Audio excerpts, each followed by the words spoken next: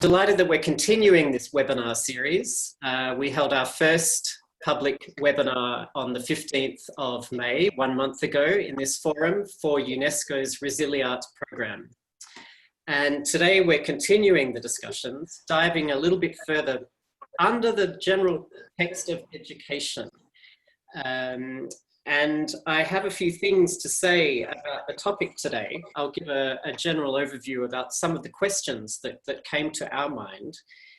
The webinar is entitled Ballet Education's Next Move. Educating and inspiring the next generation of ballet dancers continues in the face of the current COVID-19 crisis. Ballet educators are finding new ways to transfer their knowledge to young dancers using technology and safe practice measures. Opportunities for greater international connection and resource sharing are expanding, and ballet teachers are adapting quickly to the new normal.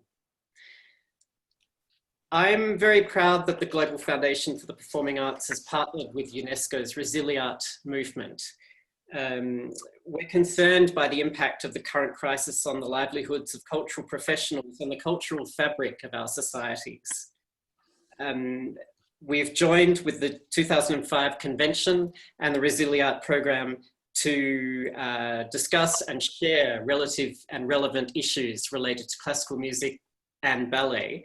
And I'm proud to also welcome again a distinguished panel of international ballet experts, some of whom you will recognize from our earlier webinar. I will take a moment to introduce the panelists. This webinar will last approximately 90 minutes, and there will be a discussion, and we will follow with questions and answers sent through live from our Zoom room. So we encourage our online audience to send questions via the Q&A facility on the Zoom platform, and to put your questions forward to either specific panelists or to myself as moderator, and we will present the most relevant questions or the most pressing questions at the right opportunity. So with no further ado, it's time to introduce our speakers. In alphabetical order, we have a range of speakers from across the planet, and we begin with Nina Ananashvili from Georgia, from Tbilisi in Georgia. Welcome. Nina is a Georgian ballerina and artistic director of the State Ballet of Georgia. She has been described by the Daily Telegraph as one of the 12 greatest ballerinas of all time. Ananashvili has been a prominent fixture of the Soviet, Russian, and Georgian ballet scene for decades. Welcome.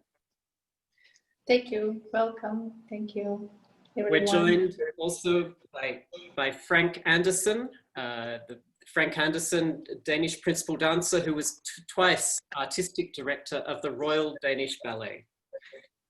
He was also artistic director of the Royal Swedish Ballet.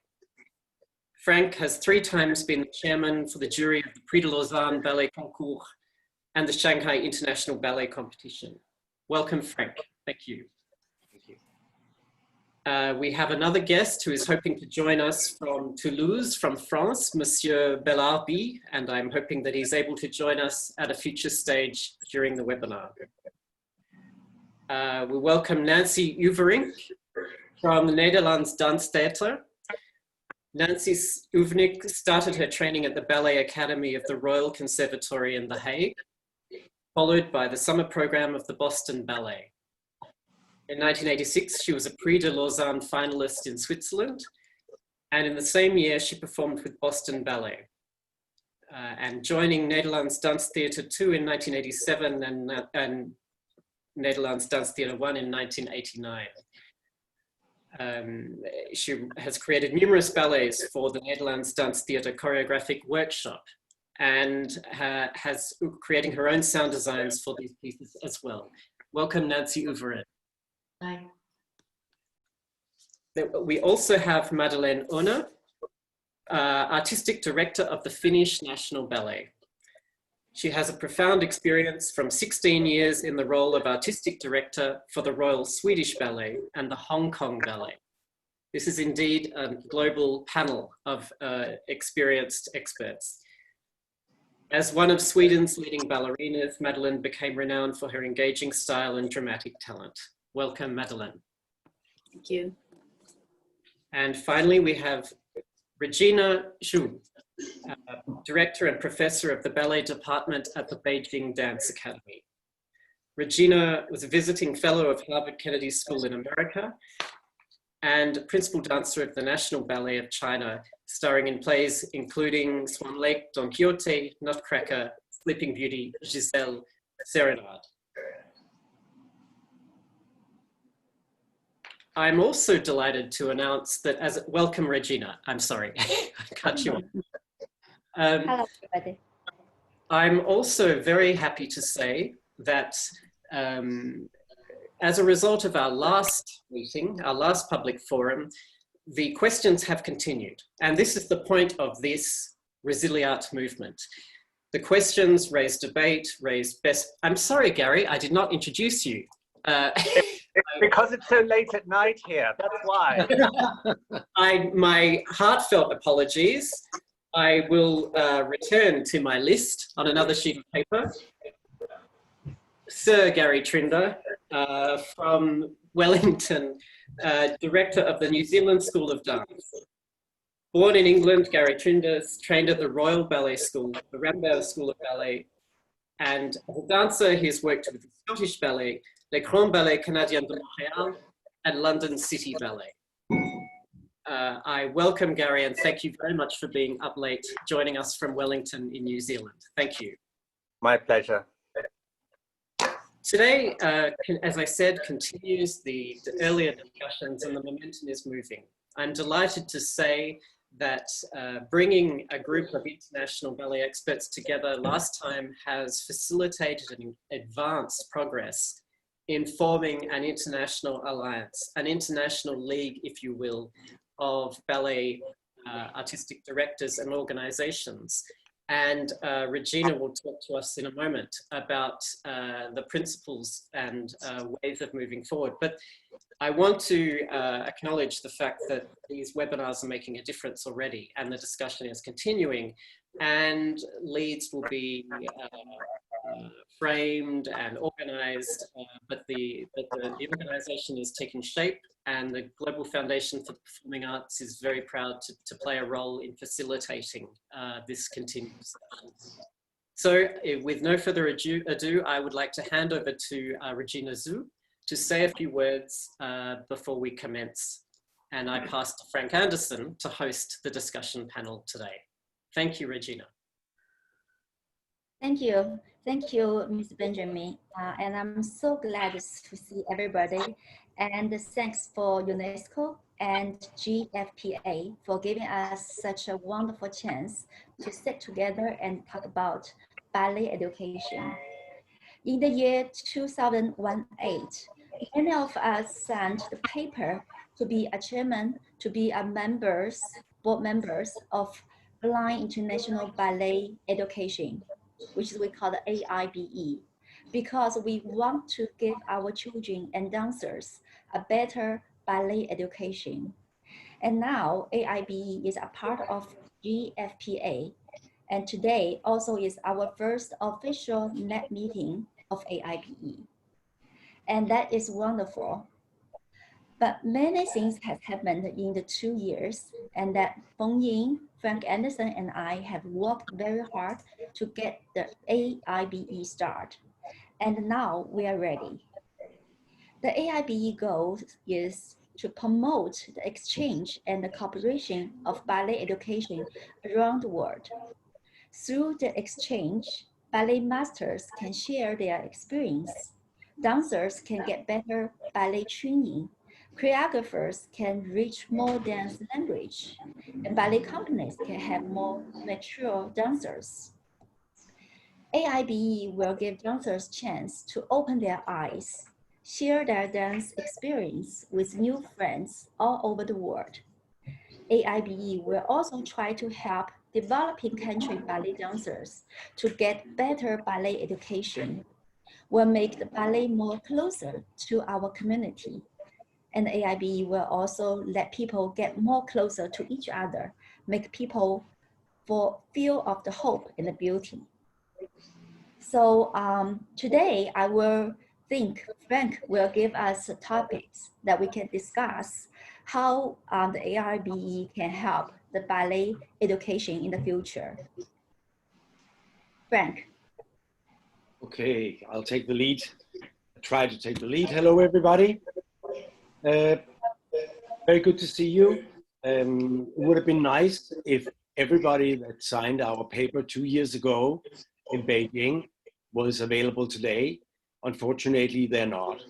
So we cannot say that this is the first kind of board meeting that we might have hoped for, that we could have. But it's also fine because we'll find another time where we'll be ourselves. And then we can discuss the matters of who we are, what we want to say, what we want to do, what our goal is. And I think that's some of the very important topics for the AIBE to really to work on before we kind of make a statement public of who we are. So no brainstorming in that sense today, but later I'm going to come into some of the wording, some of the things that I think can be done for develop the dance education further under this corona and also naturally beyond and after the corona. Before we start with discussing all that, I think it would be nice, even we talked about it before, I see this webinar as a continuation of the one we did some weeks ago. And I think we should again talk about now 3 months into the corona or even more for China, but for the rest of us, it's about 3 months. I think let's speak a little bit about how are things in your country? How is it developing? How is it with your schools? How is it with your companies? And maybe we should take one by one and just hear for some of us one more time, but there are many new listeners and maybe they like to hear it again. So I don't know, Nina, would you like to start? Give us a kind of breakdown of what's going on in Georgia and Tbilisi and the State Ballet. Hello, everyone, again. Thank you. I'm so happy to see all of you. We are around the world and we have same problem. It's very unusual, right? So we have same problem everywhere around in the world. We're still in the bad situation because theater is not closed. We finished school because I'm directing also school. We finish our lessons, internet lesson in the school, but we continue to do these internet lessons by Zoom with company. But of course, this is not same. Of course, it's so difficult for dancers. We're just waiting the regulation, what we have from government. It's so difficult to, now we needed like this 2 weeks to fix everything. And we hope so in July, we go to theater and start at least working like classes or something. Rehearsals, it's so difficult because you don't know how you cannot do pas de deux so far, just couples who lives together. But you know how you can perform, this is big questions. I have idea, I'm talking about this to government and to our area. So maybe we can do outside performances. I'm thinking specially stage something, even try to do classical things like to split ballet dancers like a little bit far so we can have distance. This is my idea. But we're waiting again government's answer if it's possible to do this is outside. Okay. In September, we're waiting September. So this is same situation like everywhere. I think it's very good that you're trying to do something with the ideas of how to continue with the company. But the ideas you have, I think it would be very good for all of you to maybe write them down and send them to Regina, because then we will use them when we gather in all the information we need to proceed in coming with suggestions and proposals later, okay? Nina, about the school, is that still closed as well? Yeah. Yes, school is closed, and you know, this is also difficult. We need to get new children, and at the end of this month, somehow we need to have these examines, you know, to take it young little children. So, but we try to do this just like with regulation, with spacing, with mask or something, because we don't want it to stop. No. It's impossible to stop, do nothing. Yeah. And what about audition? What do you mean? Audition for the ballet school. Yes, this is what I'm talking about auditions. So we have so far like Facebook for audition, I mean, not Facebook, but internet audition. So parents can put it everything in our website information. And then the end of this month, they are physically, we need to see them physically. So they will come and we can have this like mask and like, I don't know what's it's necessary to have this procedure. We will do this. It's very hard, very hard. Do you still have a curfew in the country? You know, we are in a very good situation. So now it's open and nearly everything except art and sport. So not every restaurant, mostly open outside restaurants. But I mean, inside the country, we are quite good situation. We don't have a lot of dead people and a lot of infection, but we are very small country, don't forget it. So we are afraid, so if we open very quickly, we're afraid to have much more people in the infection. So this is our problem, and doctors and our government is very careful for that. Good. Okay, well, good luck. Let's see what happens. Gary, congratulations to you in New Zealand. We hear that Corona is gone. Sadly, unfortunately, that's not quite the case. I was hoping to have a big celebration tonight and tell you we'd done 25 days without any infection. But today we had 2 new cases arrive from the United Kingdom. So in terms of community transmission, we've done particularly well. On the 23rd of March, when we went into lockdown, I sent all of our students home. So we ended up with 47 students in New Zealand. We had a further 27 in Australia and a further 10 internationally. The government here in New Zealand has an alert level system, which number 4 is the highest and number 1 is the lowest. So when we went into lockdown, we were at level 4. Wow. And to quote our Prime Minister, we went hard and we went fast. So that was the whole idea. Then we went down to level 3, which required a great deal of social distancing. And then on the 25th of May, we reconvened the school under level 2. So that meant that we were able to take classes back in the studios. We had to adhere to high levels of hygiene, sanitation, and social distancing. And then on the 8th of June, the government moved us down to level 1, which means no social distancing and no tracing is required. So right now, we're pretty much almost back to normal. The challenge we have is that our Australian students have not all been able to get back to the country because the borders are closed. Similar to Nina, in order to protect the country, the government is very loath to backpedal on the achievements it's made.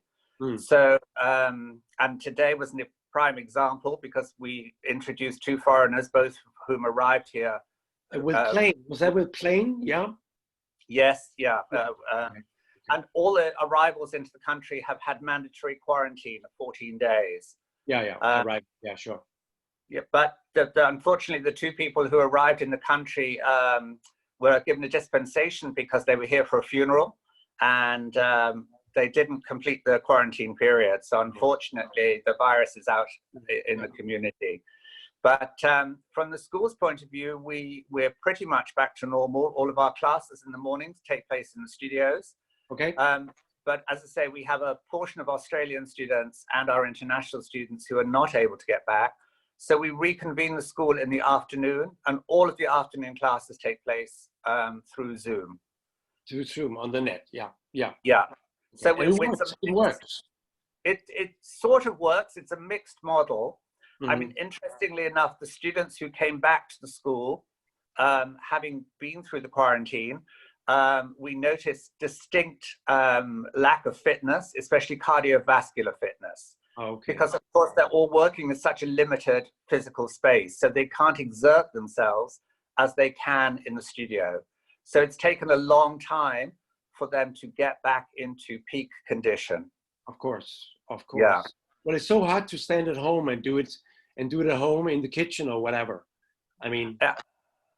Really Yeah, difficult. Really difficult. Yeah. And also, you know, even if, you know, people have equated it to having a long summer holiday. But the challenge we had in the lockdown was we didn't know when it was going to finish. No, well, so if it's a long summer holiday, everybody knows the date they're working to, at which the school will reconvene. And then in the lockdown, we couldn't tell them when it would be. So it meant that their physical fitness has deteriorated. Yeah, exactly. No, I understand. Are you Czech people? Nina? I'm sorry, Gary, question is, are you Czech students when they are come by temperature or something, or just because it's not bad situation, they just come in the studio and doing this? When we were at alert level 2, which we were at the end of May, we temperature checked every student as they came into the school, and we adhered to social distancing. We put groups of students into their own studios, and we retained them in those studios. The teachers moved from place to place, but the students all remained in those studios. Okay. Thank you very much, Gary. Thank you. So far, thank you. Madeleine, are you with us? Yes. Yes. No, I mean, now we talked about the schools and how that worked. And I mean, you're director of the Finnish National Ballet in health school. And the school. And of course, there's difference from the school to the company. But I think it's interesting to hear, follow up on what Gary said, that with a summer holiday, you know when it's finished and you know when to get ready and to have your body in shape. And professional dancers know we cannot have more than like 3-4 weeks at the most before it will take double as long to get back in shape. But with the company, I mean, it must be so difficult that none of them knows when are we going to get into battle. Well, actually, what we did, we decided in the beginning of May that we would start the season as planned, which means the first performance is August 22nd. Okay. And we were all on layoff the first 2 weeks of May. After that, we started with mandatory classes. It was offered in the studio, not more than 10 at the time in each studio, but otherwise people could take it from wherever they were in the world. We had, you know, all the dancers who came from other countries, they went home. So everyone took class at the same time, but in different places. And we have continued that. School also was allowed to resume. So was it virtual class you were doing? No, physical. For everybody? Physical. Yeah, physical, yeah, for everybody. So just smaller groups and in shifts. Okay. So never more than 10 people in a room, including the pianist and teacher if you had so. So for example, what we did for the company was that we had one class in one room, and then we streamed it to the other studios. So the dancers did it there, but they were not in the same room. Okay. And we are lucky then that from 26th of May, the company is on summer holiday. And that was also a psychological thing that I wanted them to really get back so that they knew that now they have a summer holiday and they have to prepare to be in shape, because when we start rehearsing full out, it's 3rd of August, then everyone needs to be in shape. We are offering classes already from July 6th. And then we have voluntary classes, really rehearsals for those who wants to sort of get going a little bit more from 20th of July. And then we start officially 3rd. of August. And the school is sort of the same. Okay, can I just say one thing? You said about your dancers, they were traveling home. And as far as I remember, your company is collected by many nationalities. So some of them probably cannot come back to Finland if the airline doesn't open up. What are you going to do? But they will. I mean, now the embassies are opening up. We have dancers in Japan, Korea, Hong Kong, US, and slowly the embassies are opening up. And the moment they have their visas, then the airline will take them because they have a contract. So we hope actually that they will come back. So we have all our personnel here, and then we are lucky starting with a small piece, Alexander Ekman's Cow, which is just 35 dancers, because we are allowed to be 50. We are allowed to gather 50, and for the whole, to bring into the auditorium, we are allowed 500 already now. Of course, things can change better or worse, but we are of course hoping for the better. Yeah. So we are slowly getting back there. I have more to explain, but I can stop here now. So yeah, it's fine. Just one more question to you. I mean, we know here from Denmark, where I live, that we still have this, that you cannot touch and you cannot be closer than 1 meter. I don't know if we have allowed contact sport is allowed, and because of contact sport, I think it's the same in Switzerland. You can actually you can do a paddle because that's considered the same as a contact sport. So ballet is considered like contact sport. But Finland has been also very lucky. We have 300 people only died. Of course, it's terrible, but compared to Sweden, where I am now, where there's 5,000, it's a small amount. Yeah. Gary, can I just jump to Gary? Gary, just tell me how many people has suffered in New Zealand from the corona? We had 22 deaths. Okay, well that's amazing. But I mean, you're also an island, so it's probably, if you really lock it down, it's locked down. It's clearly been our advantage. I mean, we often struggle here in New Zealand due to geographic isolation, but in this instance, it's certainly been to our advantage. Okay, great. Thank you. Madeleine, just one more thing. You're also offering internet classes, right? You said that. Yes. Yeah. Yes, the whole time. Because, of course, some people, it was voluntary to come in. Yeah. But for those who wanted, we allowed it in shifts. But for those who felt that they didn't want, or they were in a different place, we had Zoom classes. Yeah, good. Thank you very much. Thank you. Nancy. Yes. How are you? How is Holland? How is Holland? Hello, everybody. It's so nice to be able to. Nice to have you with us. Very nice to have you with us. Just like to continue what I let go with Madeleine about the internet classes, because I think that's what some of the things that we have talked about in our AIDE foundation, that some of these things maybe has come to stay. Of course, it's always better with somebody live, naturally, but maybe we can use it also very much in the future, this virtual thing. How is that in Holland? Well, let's say for the conservatoire, the students fairly quickly, the staff organized Zoom classes, which was speaking to one of my former colleagues. She said it's very hard because you don't know, not everybody has the technical ability, like the computer even, or whatever. So it's also, as a teacher, very hard to see where is everybody from the screen. So I think it offers everybody agrees, it offers a lot of possibilities, but maybe looking into how you can develop it more, maybe only a limited amount of students in the Zoom class, so you can give a bit individual feedback. I think ballet companies around the Netherlands have been doing their training at home. Okay. It's around the world that way. Dancers trying to do a class to keep a sense of continuity and training and to keep that alive. In the Netherlands now, companies are starting back to be back in the studio, but not more than 10 dancers in a class. They really try to keep up with the regulations as well, to keep distance, but to move a little bit more in space. So that makes a big difference.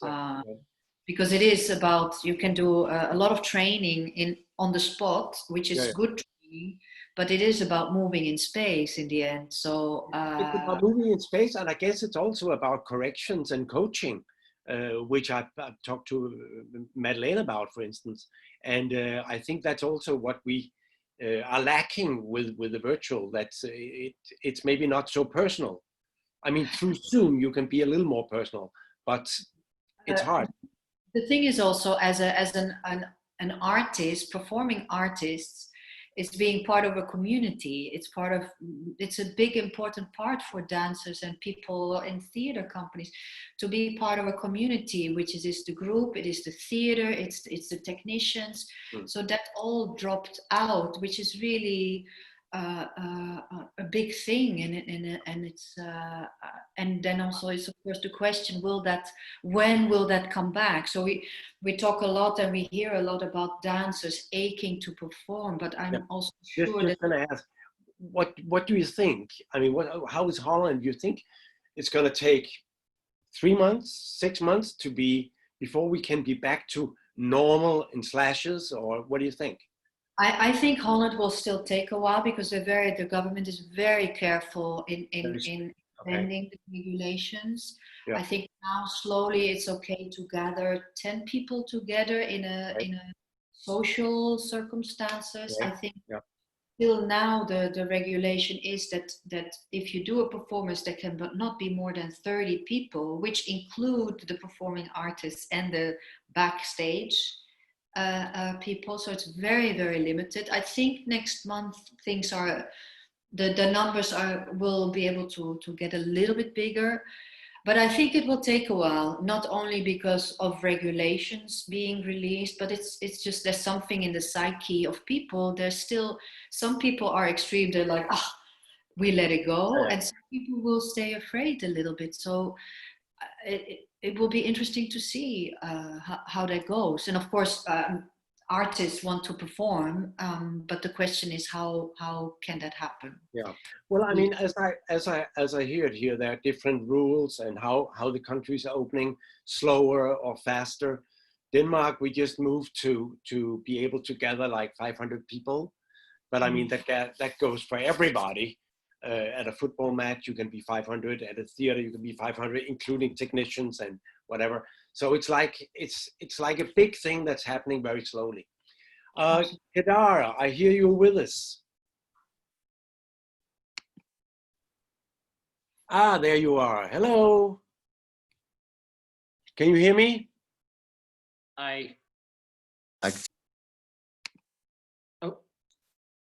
Are you there, Kedar?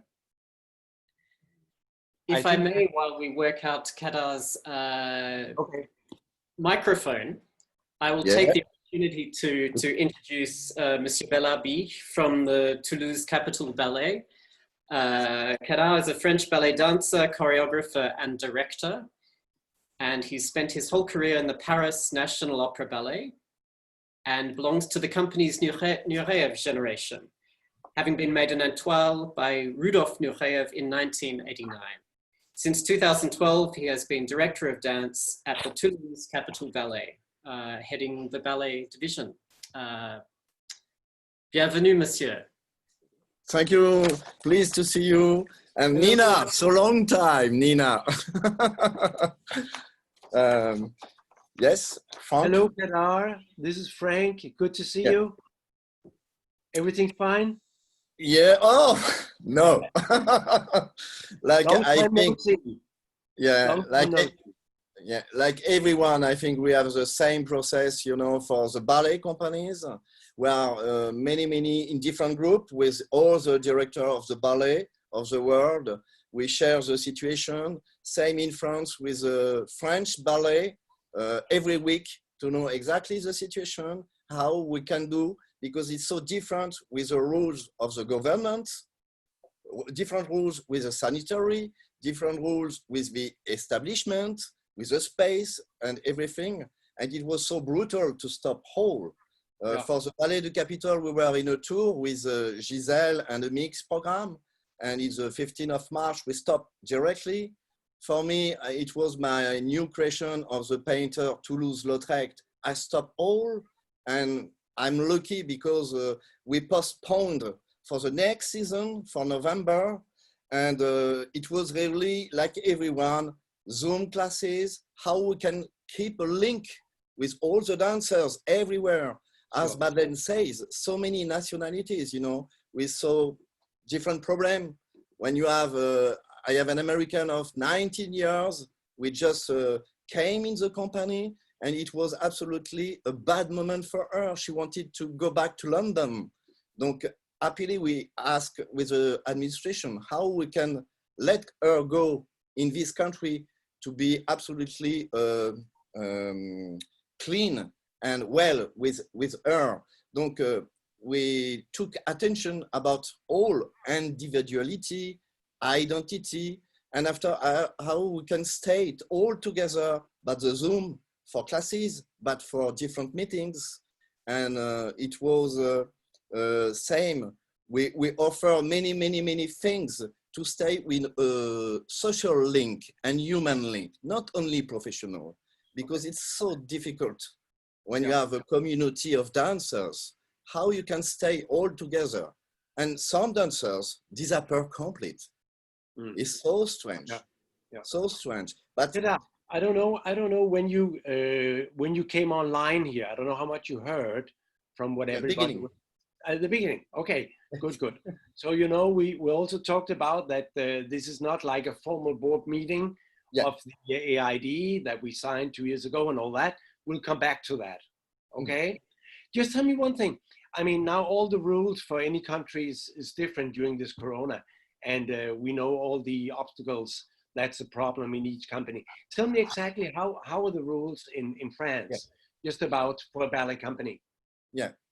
It took for me 1.5 months to arrive for a protocol sanitary very strict. Donc it depends each, but it's from the government directive, it's from the Ministry of Sport, and for us, not Ministry of Culture, directly linked with the sport. Okay. Because immediately when you have the multinational like rugby, foot, immediately everyone want to herd exactly them. And they are the leader for move, you know, in the sport. Donc the culture follow the sport. Donc it was absolutely for the Ballet du Capitole, we have no doctors inside. Donc I have managed outside to have sport medicine with great doctor, to have absolutely, comment dire, un bilan, a result, medical result complete, to take again dance, and after to have an ECG, you know, for the heart. Because you can have the sign and the symptom from some difficulties of breath. And this, it was absolutely necessary for all the company and master of ballet, everyone, to do this in 1 day with the rules of this doctor of sports. Okay. You can do again dance. After it's absolutely with 3 meters on bar with scotch. Okay. Yeah. 5 meters on the floor in the center. Okay. Only one dancer can do a solo. It's less than 10 persons in a class. Okay. Only 7 dancers with a pianist, with a teacher. Okay. A class of 1 hour of 15. Okay. Only 80% of the form, no more. No. To let's grow up slowly. And after, for the rule, the temperature less than 38 each morning. Okay. You Okay, can so take, you're testing your dances every day, or? the collective is, doesn't want, but I ask for the dancer to do themselves. Okay, I propose the object to take the temperature. And it's for everyone, not only dancers. It's in the space. And mask was obligatory, obliged in the circulation of all the studios. Okay. And after, it depends on the rules of each, but I let the responsibility of the dancers to put or no put the mask during class. Mm-hmm. Donc, you know the difficulties, because you take again, you know, the gas carbonic inside. Donc, it depends how long time you do the effort, but I cannot oblige to put the mask. No. It's my rule there. Okay. Donc, after, it's a disinfection in rotation, a class 1 hour and 15, 45 minutes to do disinfection complete of the class. And then the next class. Floor, no clean, no ventilation, just open windows. And I have a man with all the days, he pass to clean with the gel, with everything, everywhere in the space. It's absolutely a strict like this. So what about performances? What are the what do you think radius on doing performances? When do you think? Alors, what's your thought? We start to do something like a great citizen. It's like charity with some live musicians and live dancers. We accept to do some little creation. Inside or outside? Outside. You know, for old people, 60 to 105 years, with different problematic of healthy. And it's from today until the 3rd of July, we go outdoor in garden to dance, different thing, with cello, with back, but it's 14 minutes, sometimes for a duet, because I have 4 couples we are together. Yeah. I can play with this. It's not only solo. After you combine solo, duo, trio in different place, in different distance, exactly same with musician. Donc it's a little start for mind and body. And tomorrow I'll start some rehearsals on Toulouse-Lautrec, but only with solo, with a distance. And 2 days ago, the Macron, past president, said 1 meter of distance, but we don't know for everyone what is exactly the thing. What does that mean? Yeah. Because the problem for us, when we can do the interaction with the body, the contact of, we don't know. Okay, thank you, Kedar. Thank you very much. I just want to go to Regina. Are you with us, honey? Yes, I am here. Yeah. Yes. Because I think we should finish this little world tour in China. And we have heard there's a new outbreak in Beijing of the corona, but we hope that you will contain it as you were very good to before. So how is life at the school? What you're doing? Yeah, well, after the 4 months online ballet class, and we can see because our students, they taking ballet class, but that's just only keep their basic muscle ability. And we only can do bar still because the home space not big enough. And the theater performance has not started yet, and which has impact on both the theater and the dancers' income. But in the same time, we found that many ballet students and dancers, they're very young. They want to make short videos still. And they, for example, the Beijing Dance Theater, directed by Wang Yuanyuan, they made a video. And also the National Ballet of China, one of the principal dancers also did the Dead Swan with other company dancers all over the world. And I think in that way, I think it's really good. Same as our students, they make very short video to raise people up. And I think therefore we can see whenever there is a crisis, ballet art will always have a positive effect to the world. So can we just what are the radios again going back? Are you starting out in September? You're hoping, or what's the plans? Well, yes, we well, the first move will be in July because we supposed to have audition. Usually that will be done like earlier than that, like in March, most of the year. But this year we postponed to July. Okay. And we're hoping that will still happen that time. Okay. And the whole school, I think we're probably ready for September. Right. So yeah. So I think this is about Rudolf, Benjamin, what we had a little tour around the world here in 40 minutes, not 80 days. And actually, I think we're gonna hear, we have a guest, do we? Hamish Scott? We do. We are having a guest. Yeah. I'm not sure if he's with us right now at this very point in time. But I know that we've received a question, 2 questions from the audience. Maybe I'll, I could put forward at least one of the questions. It's a good time, good. Okay. I'll put this to any of the panelists. The question has arrived: will there be any chance in the future that dance schools offer 2 different streams of programs? One for in-person inside studio and another one for Zoom. In that case, dance schools can take more international students regardless of visas or border closures. Gary, you want to take this? Sure.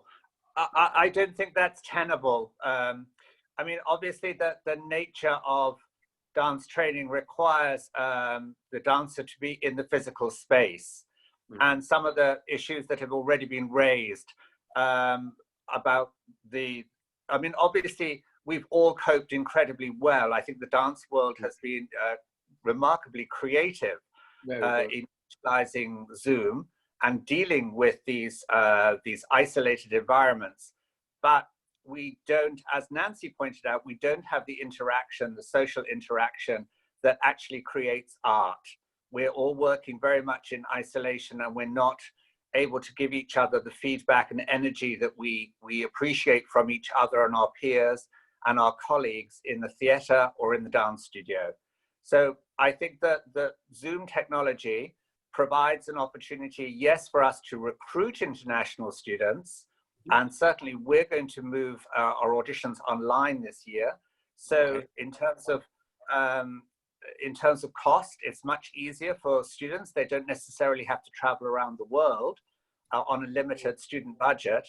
But the reality is, I don't think it's tenable as a long-term solution to say this is a means of training dancers.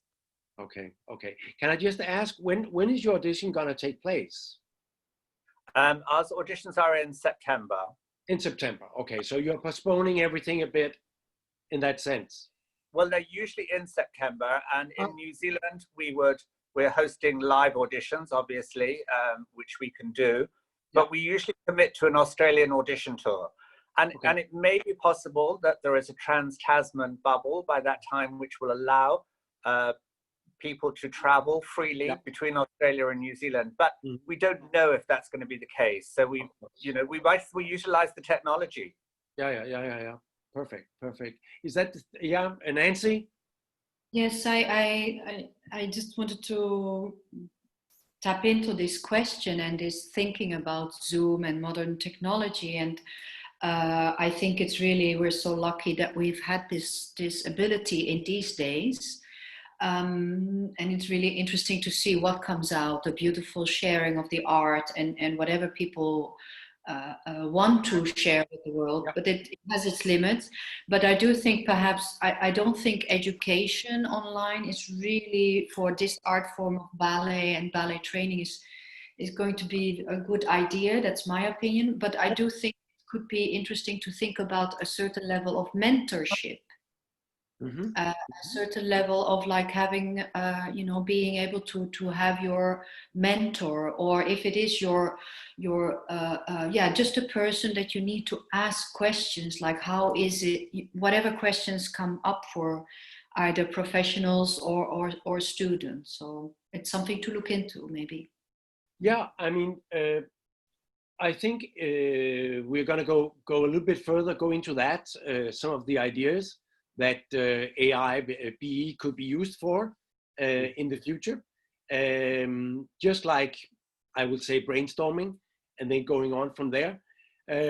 Benjamin, are we having our guest here now? Yes, let me thank you. We can pass directly to the people we're talking about. I'm delighted that we are joined by a young dancer from the UK, from the Birmingham Royal Ballet, Hamish Scott.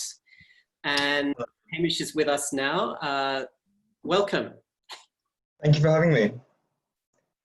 Have you been able to hear any of this conversation prior to arriving? Of course, yeah. I've been here from the beginning, yeah. Great, okay. How are things in Birmingham? They're not too bad.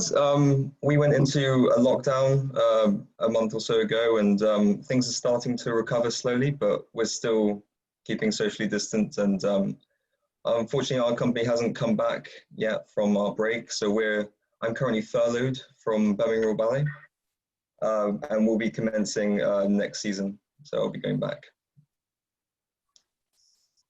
How are you? Sorry, Benjamin. Go on.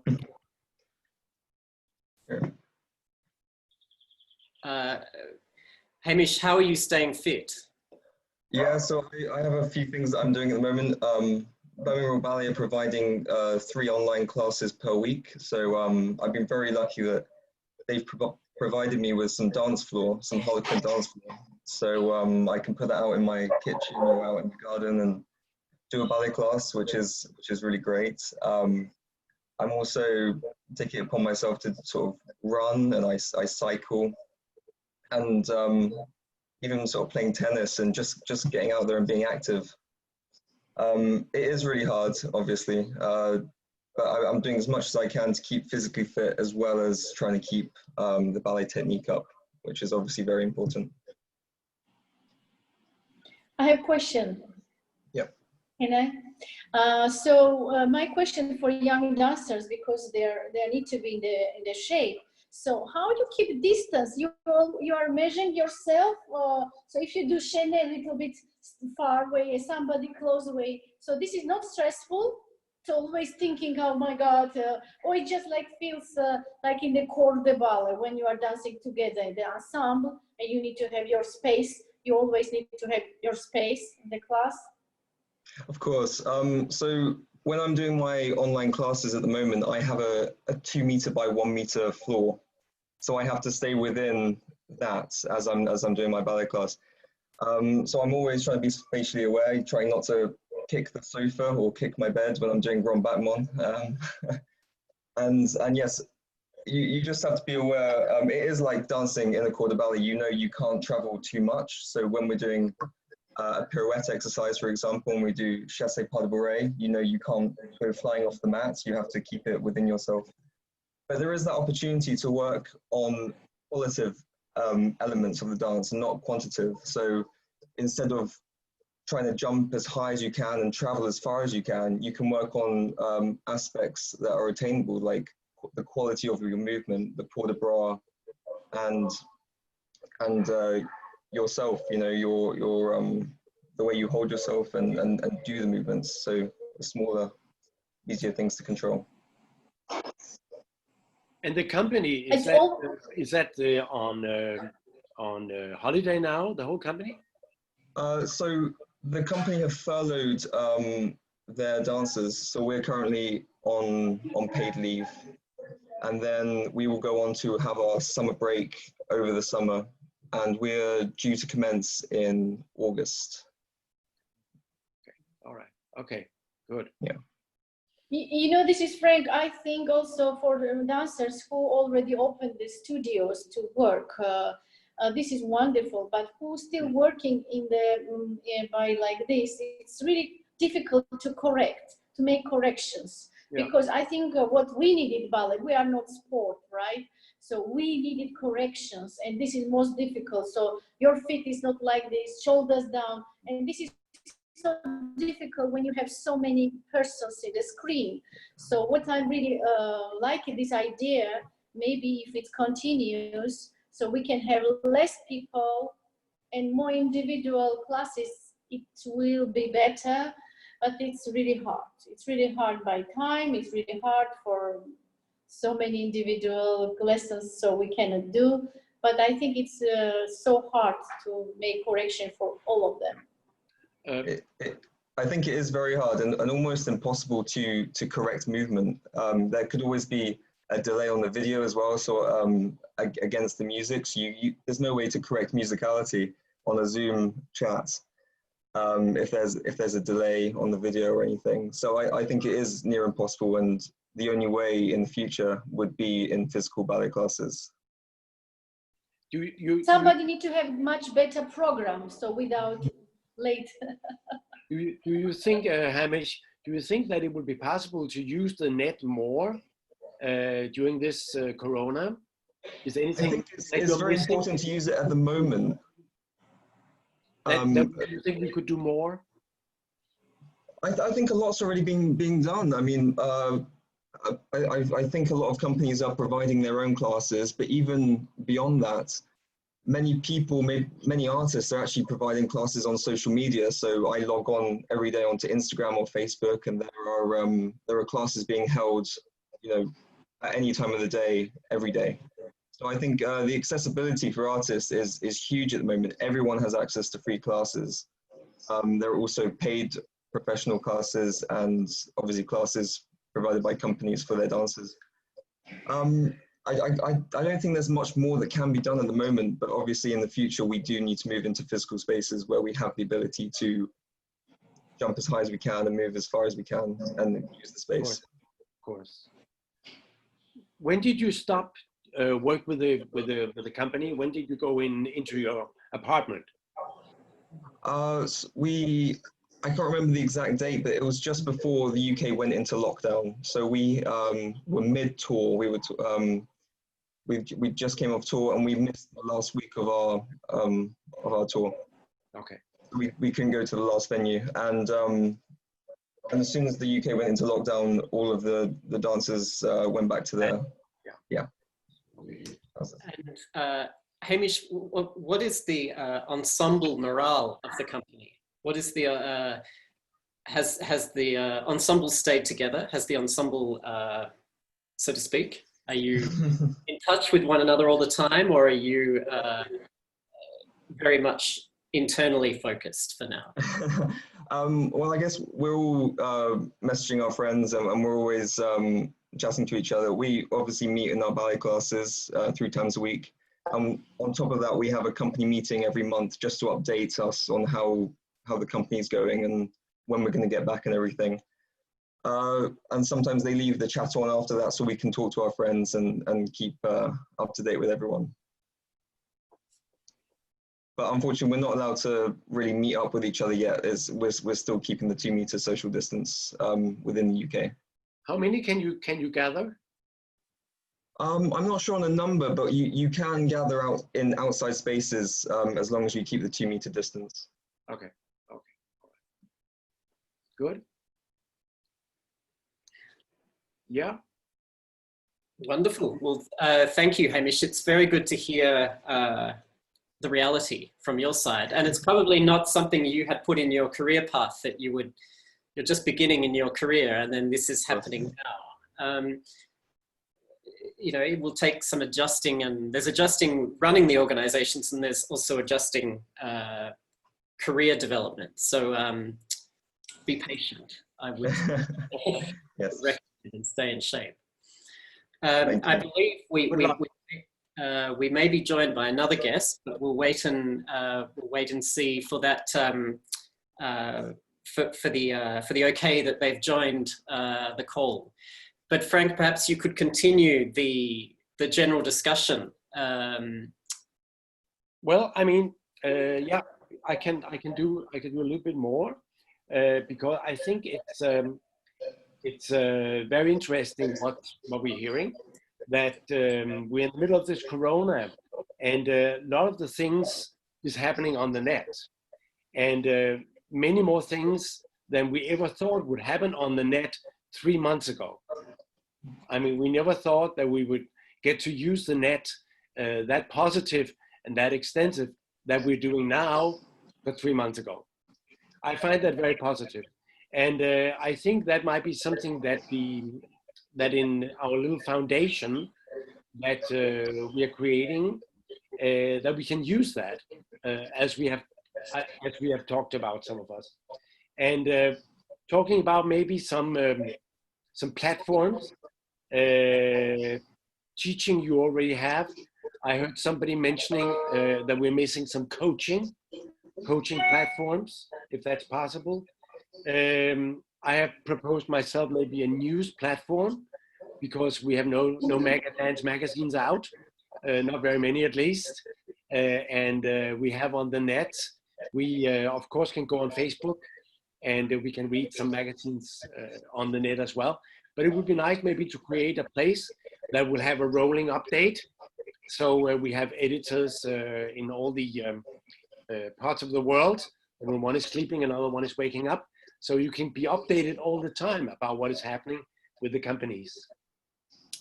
We talked maybe about giving young choreographers a chance to, I think it was Gary that was mentioning that we should look into that at a certain time with us to see if we can have young choreographers maybe work with the schools or with the companies. Already happening right now. I think Royal Ballet has taken the initiative, I heard, to do that. And I think maybe one should extend that a possibility to young choreographers.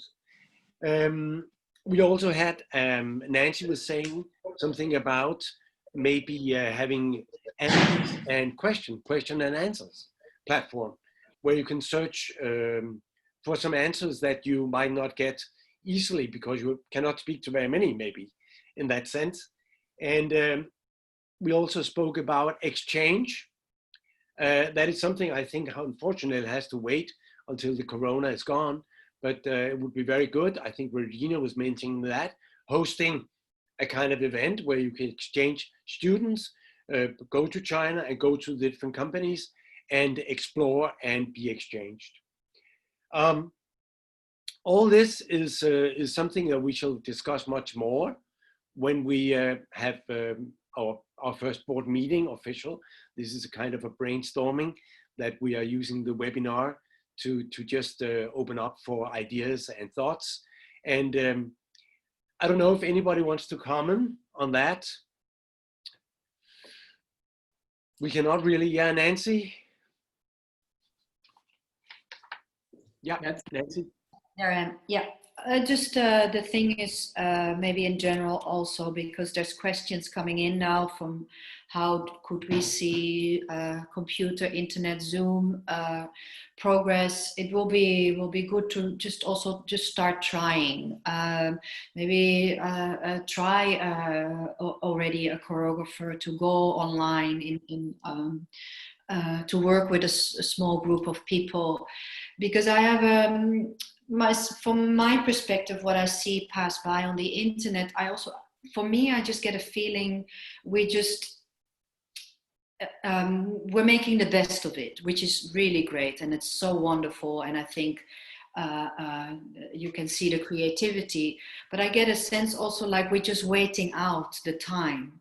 So I'm just curious what will happen after we can get going again. Will we have stepped further in our sharing of information? I think there is an opportunity here, but it's also we're sort of in a survival mode Does that make sense?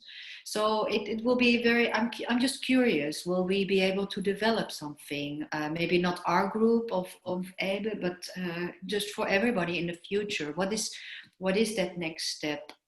I personally miss the talking. I loved all the beautiful things that I see, but I get very touched when people just talk about their life. I could imagine. I have ideas like, you know, I'm gonna go shopping and I'm gonna dance and I'm gonna talk to people. What is that? What is that sharing? What is that creativity? How can we use also the visual and the art form now, and maybe something really develops from that without taking away that, because we're all praying and hoping for the performances and being together. This webinar where you unfortunately not were joining us some weeks ago, the subject was very much on the net, because there we were really locked down, everybody. And now I see and I hear some light that we might be opening. We are getting there. We hope for September, August, outdoor performances. But I still believe that we can maybe use the net more in that sense, to get out to more people. Right. That's my feeling. You know, Frank. Yeah. Frank. So I can have little joke. So it was like 90s. So Alexei Ratmansky was staging for us ballet. And he was so busy. That time he was working in Denmark, and he was really, really busy. And he cannot come to Moscow to finish his work. And he sent it videos. And myself, Tatiana Derechova, Sergei Filin, Fadiechev, Alexei, we are learning these steps by videos. And then he came just when we have performance. And we say, Alexei, it's too late to correct us because we already learned how you send it. It was really the first experience for my life to learn something new work by video. So now I see young dancers, they do this. So like Polish National Ballet, their artists do something, some little works, staging themselves or staging for others. And I have this idea also to ask choreographers to do for us this work for State Ballet of Georgia.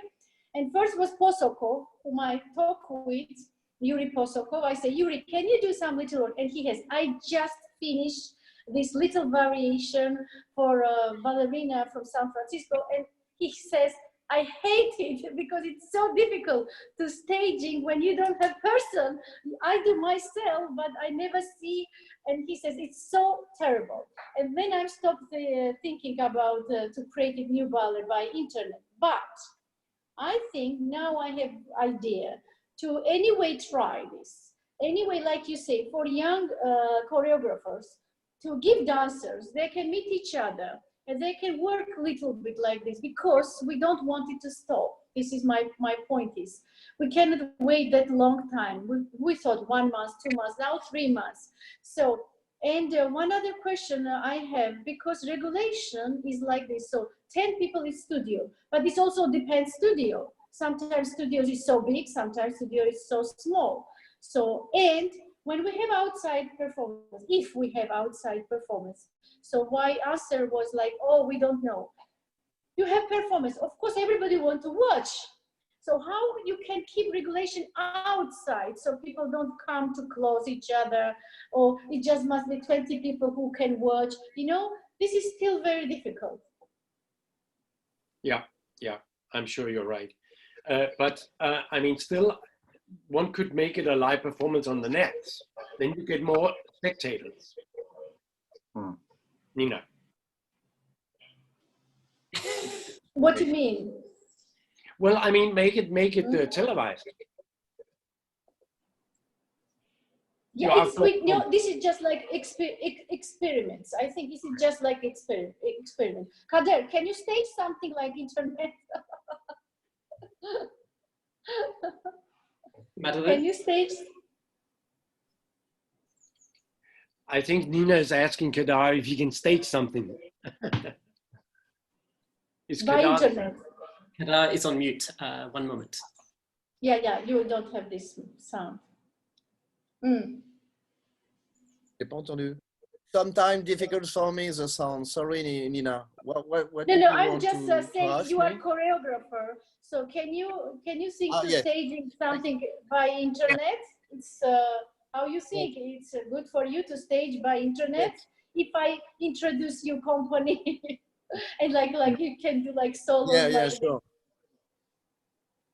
It's hard, I think. For me, it's a big question because, you know, if you go in the memory, picture, image, it was for a video witness at the beginning. Some notation to memory, just the choreographic writing. I'm sure we can do as a tool to do some exercise for class, perhaps for choreography. But as choreographers, it's something very difficult because virtual is, what is the meaning? It's virtual. And we need to have the physical presence for, because it's not with the virtual image, something flat. And for a choreographer, you work with many dimensions. As said, Nancy, with many dimensions, you know, consciously or inconsciously, because you share something with the people. And as choreographer, it's like you simplify perhaps the duration or angle for a choreography. Donc it's just a little tool to after go in a real physical space and presence.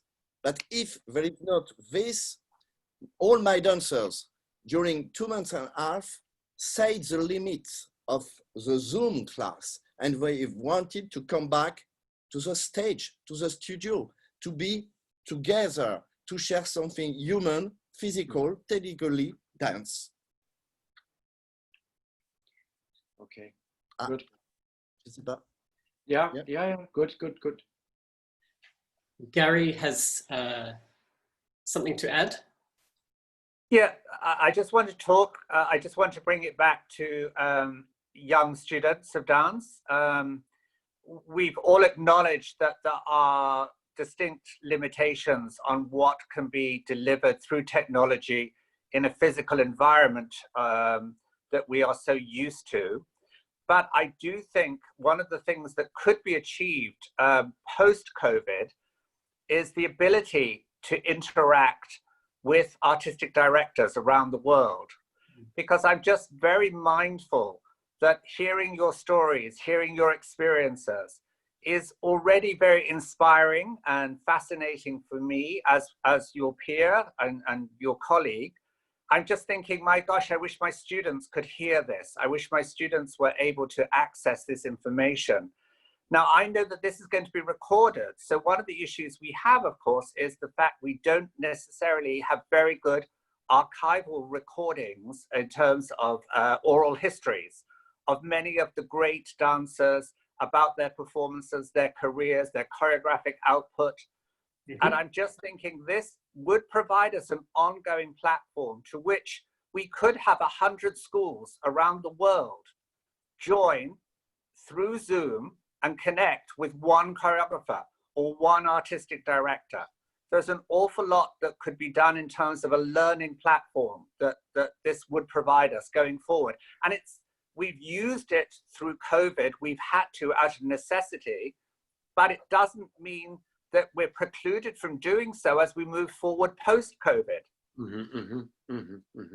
Exactly, Gary. And this is exactly the point of this ResiliArt movement. And this is why we at the GFPA wanted to get this going, because we're maximizing this opportunity and this time that we have in this space to connect a lot faster and more easily with a shared problem than under normal circumstances.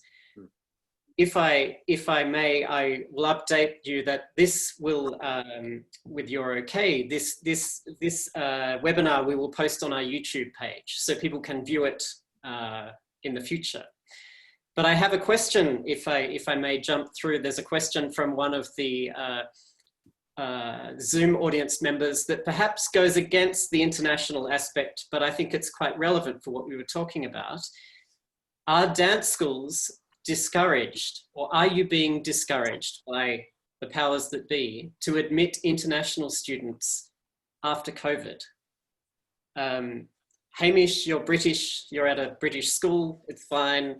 Do you think there will be at least in the next year or the next 2 years, a closing of borders? I'm not sure about the borders, but within our company, unfortunately, we've lost people that would potentially have auditioned, and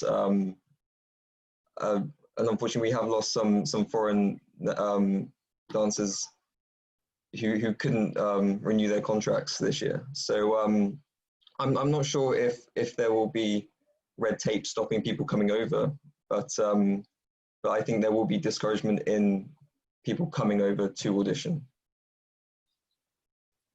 Mm-hmm. Great. Nancy. Yes, what I hear also, it's a little bit the same for example, dancers within Netherlands Dance Theatre. There's Netherlands Dance Theatre 2. There are some dancers that cannot stay with the company, and they've had to look for other employment, but unfortunately they weren't able to. So NDT has been kind enough to propose to people that they can stay until they can find other employment. But it's around the world. There are many dancers, of course. Now with the regulations, they're stuck, and we don't know how much circulation there will be in the future. But for instance, Gary, we touched on this earlier. You talked about holding auditions in Australia to recruit future students for New Zealand, for your dance school.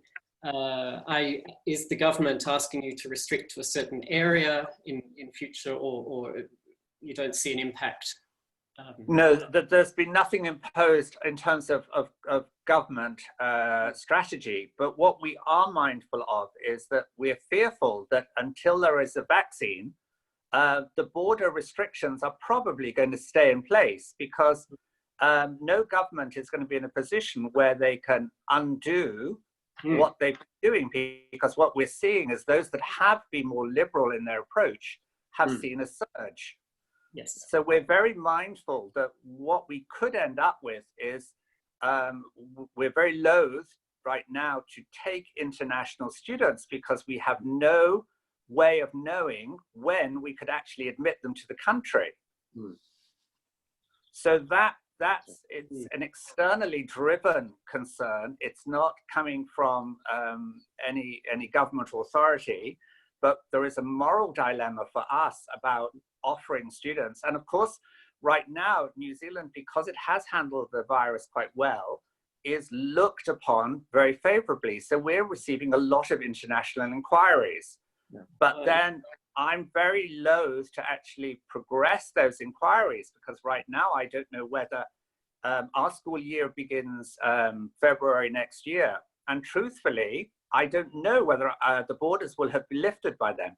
No, exactly. That's a concern, yeah. Well, we